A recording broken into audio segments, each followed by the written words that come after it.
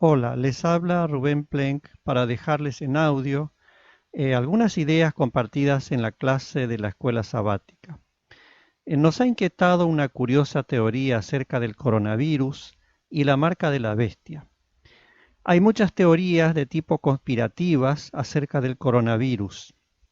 Algunas afirman que fue creado para eliminar a cierta parte de la población o para dominar a cierta parte del planeta o que fue hecho por un país para eliminar a otro, etcétera.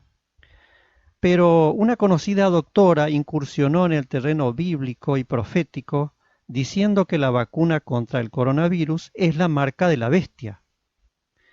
Suponemos que esta doctora sabe mucho de medicina, pero nos ha dejado ciertas dudas sus conceptos que tienen que ver con la Biblia y la profecía. Si la vacuna es la marca de la bestia son los creadores de la vacuna. ¿Quién es la bestia? ¿Un país? ¿Un millonario? ¿Un laboratorio? Es decir, que la bestia es algo o alguien actual del siglo XXI. Compartiremos estas ideas en 3 o 4 partes. En este primer audio veamos qué dice la Biblia acerca de la bestia, cuándo aparece, qué características tiene y sobre todo quién es la bestia. La Biblia le da varios nombres a la bestia. Algunos de ellos son el cuerno pequeño, la abominación desoladora, el hombre de pecado, el hijo de perdición, Babilonia, la gran ramera y otros. Veamos uno de sus nombres más conocidos, el cuerno pequeño.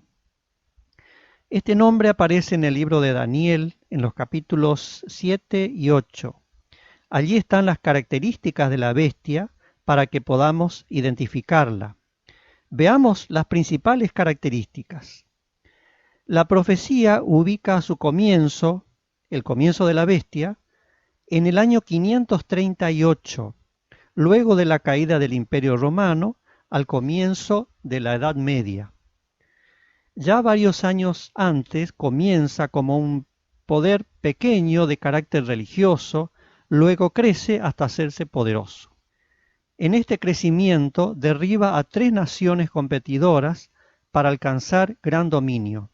Justamente en el año 538 logró derribar a la tercera de estas naciones y alcanzó su gran poder. Surge como un poder religioso, pero llega a ser también una gran potencia terrenal. Profesa la religión cristiana, pero lamentablemente se aleja de la fe, de la fidelidad a Dios y de la ley de Dios. Lucha contra Dios y blasfema contra Dios. Atenta contra el ministerio intercesor de Cristo en el santuario del cielo. Así logra distorsionar el Evangelio y la obra salvadora de Cristo. También lucha contra los cristianos que quieren mantenerse fieles, los persigue y mata a muchos de ellos. Dios le permite actuar por 1260 años. Estos 1260 años transcurren durante la Edad Media y la Edad Moderna. Otra de sus características es que piensa en cambiar los tiempos y la ley. Sabemos que Dios tiene su ley, que es la constitución del universo. Pues este poder, el cuerno pequeño, quiso hacer cambios en la ley de Dios. Nos preguntamos, ¿coinciden estas características con los creadores de la vacuna contra el coronavirus? ¿Los creadores de la vacuna surgen en la Edad Media?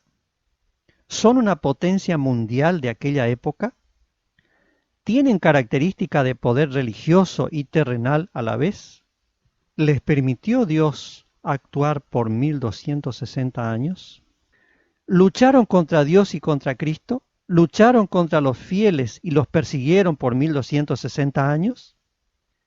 La profecía muestra que la bestia no es del siglo XXI, no es un país actual, no es un millonario de esta época, ni un laboratorio, ni algo que se parezca.